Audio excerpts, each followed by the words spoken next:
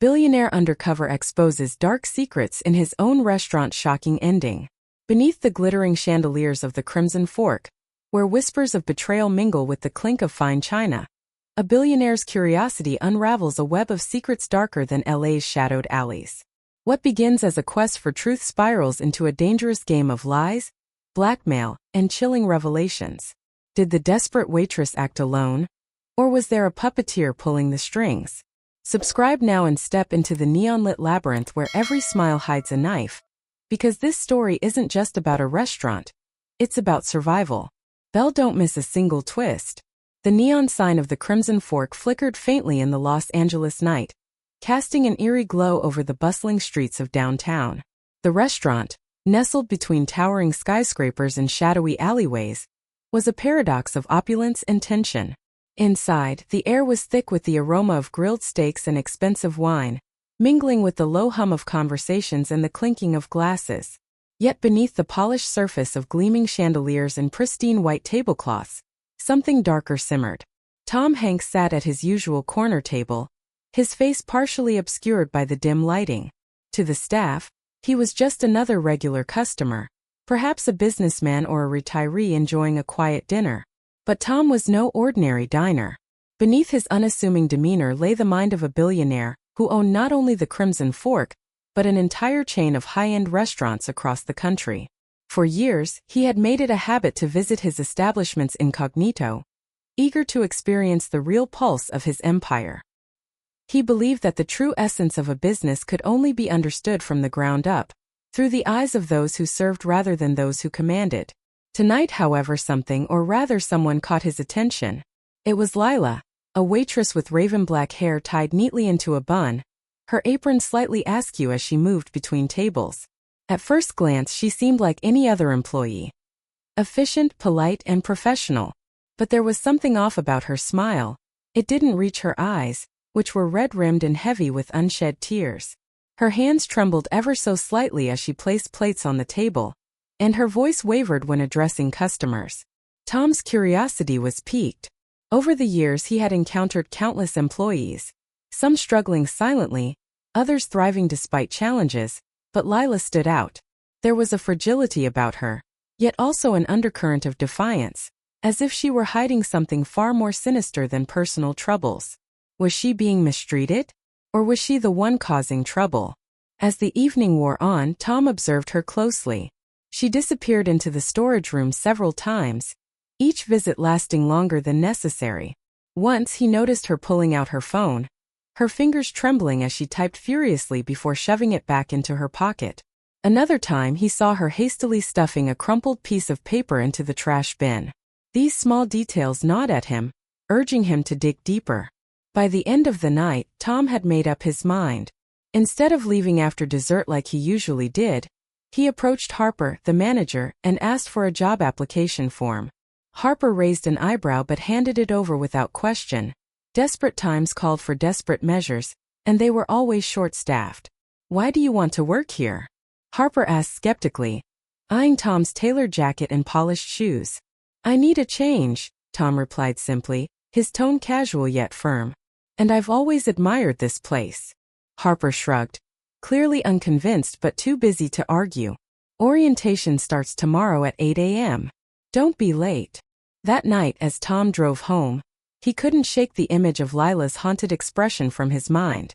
He knew instinctively that unraveling her mystery would lead him down a path fraught with danger, and perhaps even redemption. Little did he know how deeply entangled their fates would become. Tom's first day as a busboy at the Crimson Fork was both exhilarating and exhausting. Dressed in a plain black uniform that made him blend seamlessly with the other staff, he found himself navigating the chaotic rhythm of the restaurant's kitchen and dining area. Plates clattered, orders were shouted over the hiss of grills, and the pressure to keep up was relentless. Yet amidst the chaos, Tom remained laser-focused on one person: Lila. She moved through the restaurant like a ghost, her steps quick but deliberate. Despite her outward composure, there was an air of fragility about her. A tension in her shoulders, a slight tremor in her hands when she set down glasses or adjusted napkins. It wasn't just her demeanor that intrigued Tom. It was the way she seemed to disappear periodically, slipping into the storage room or stepping outside for fresh air. Each time she returned, her expression grew darker, more guarded. Determined to uncover what lay beneath her facade, Tom seized every opportunity to get closer to her. During a brief lull in the dinner rush, he approached her while she was organizing silverware near the service station. "Hey," he said casually, offering a warm smile. "You're Lila, right?" "I'm new here, Tom." Lila glanced up briefly, her lips curving into a polite but distant smile. "Yeah, welcome aboard," she muttered before returning to her task. Her tone was neutral, but Tom noticed the faint tremble in her voice. "You seem really good at this," he continued, gesturing vaguely toward the organized trays. "Any tips for a rookie?" For a moment, Lila hesitated, as if weighing whether to engage further. Then with a shrug she replied, "Just stay out of trouble, okay? This place can chew you up if you're not careful." Her words lingered in Tom's mind long after their conversation ended. What kind of trouble was she referring to? Was she speaking from personal experience, or was she trying to warn him about something, or someone else? As the days passed, Tom began piecing together fragments of information. He noticed Lila frequently retreating to the storage room during her shifts. One evening, unable to resist his curiosity any longer, he followed her discreetly. Through a crack in the door he saw her hunched over her phone, typing furiously. Her face was pale, her eyes darting nervously toward the entrance as though expecting someone to walk in at any moment. When she finally left, Tom slipped inside and scanned the room. In the trash bin he found a crumpled piece of paper smeared with tear stains. Unfolding it carefully, he read the hastily scrawled words. "They know. What do I do?" The note sent chills down his spine. Who were they?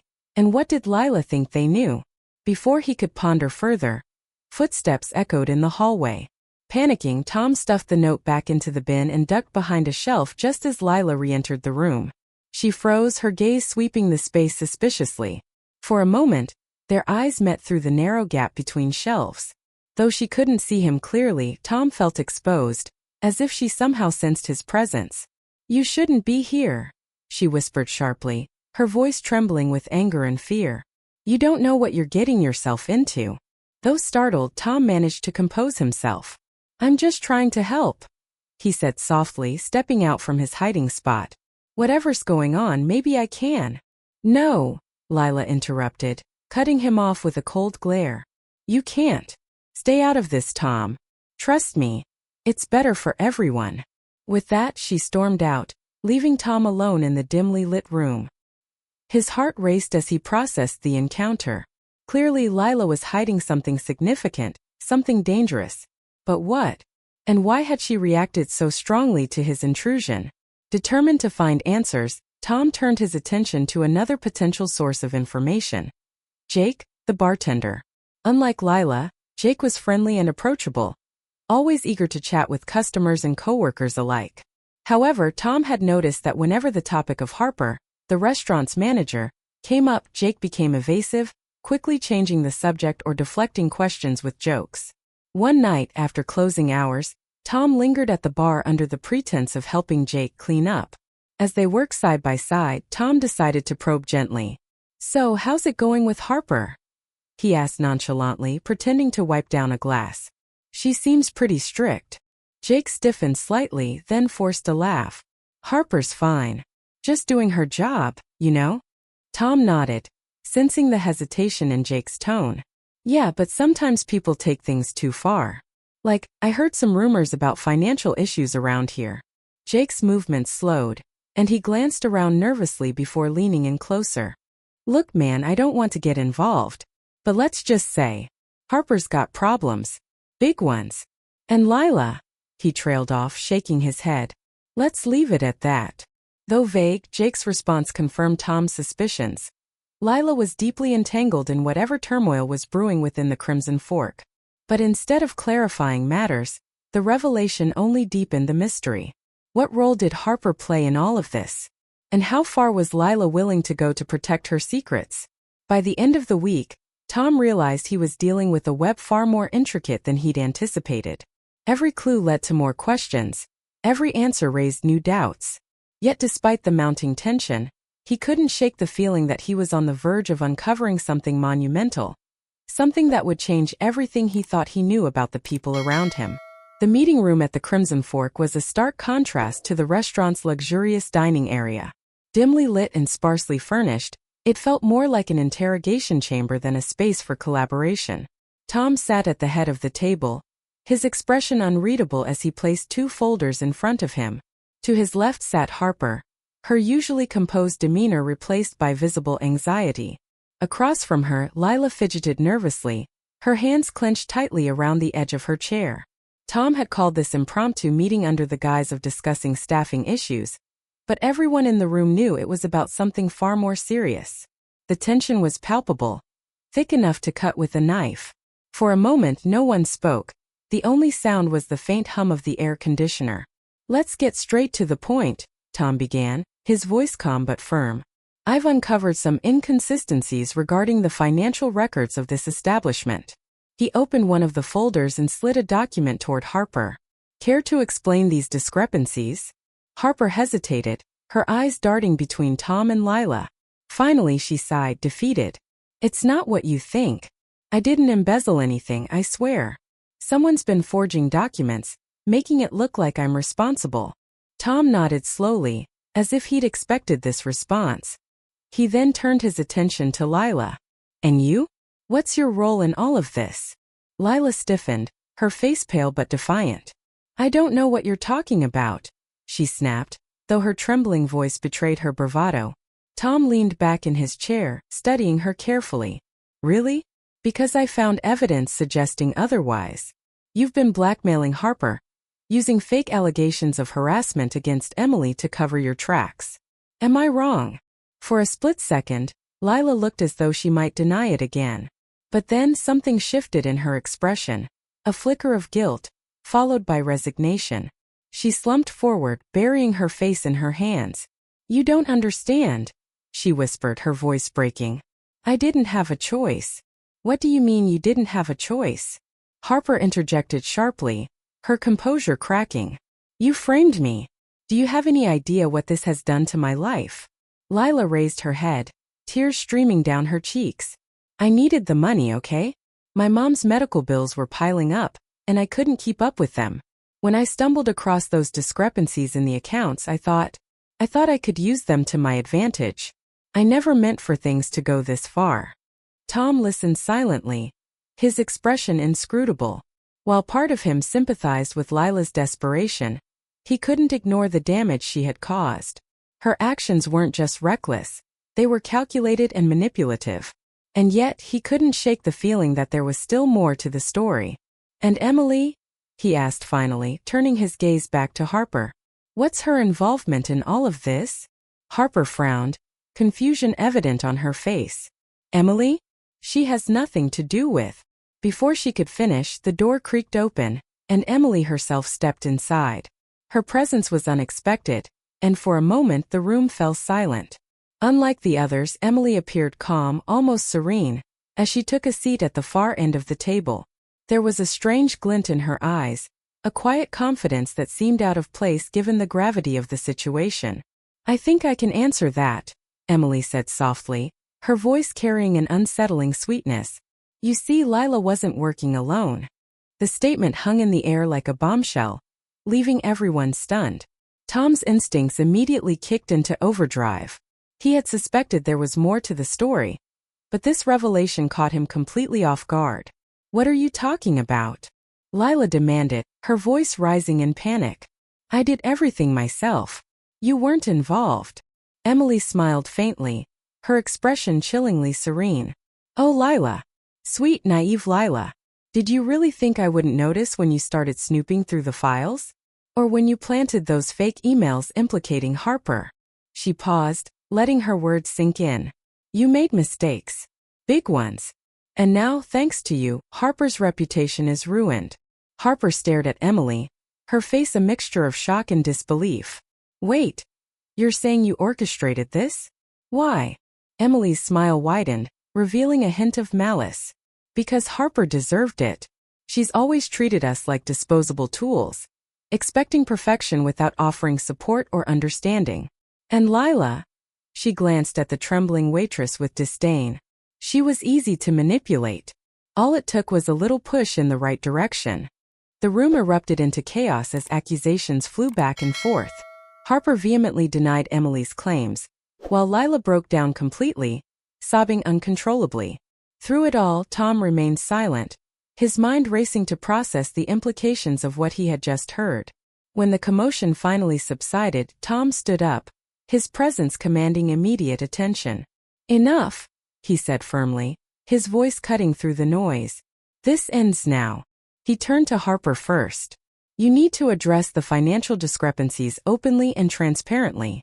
If you're innocent, prove it. But if you're guilty..." He let the sentence hang unfinished, his meaning clear. Then, addressing Lila, he added, "As for you, I suggest seeking professional help. Your actions were misguided, but they stemmed from a place of desperation. That doesn't excuse what you've done, but it does offer a path forward."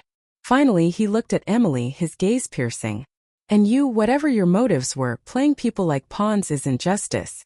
It's cruelty. Don't make the same mistake twice." With that, Tom dismissed the group, leaving each of them to grapple with the consequences of their actions. As they filed out of the room, he couldn't help but feel a pang of unease. Though the immediate crisis had been resolved, the underlying tensions remained unresolved, and Emily's enigmatic smile lingered in his mind like a shadow. The morning sun filtered through the floor-to-ceiling windows of the Crimson Fork, casting long shadows across the empty dining room. It was a rare moment of stillness in a place that usually buzzed with activity. Tom stood at the center of the room, his hands clasped behind his back as he surveyed the space. Today marked the beginning of a new chapter. Not just for the restaurant, but for everyone involved. Harper had submitted her resignation the previous evening, citing personal reasons in a brief email. Her departure was unsurprising, given the weight of the accusations against her, but it left a void that couldn't be easily filled. Lila, on the other hand, had vanished without a trace. Her locker was emptied, her uniform folded neatly on the shelf, a silent goodbye that spoke volumes about her state of mind. Tom had spent hours deliberating over how to address the staff.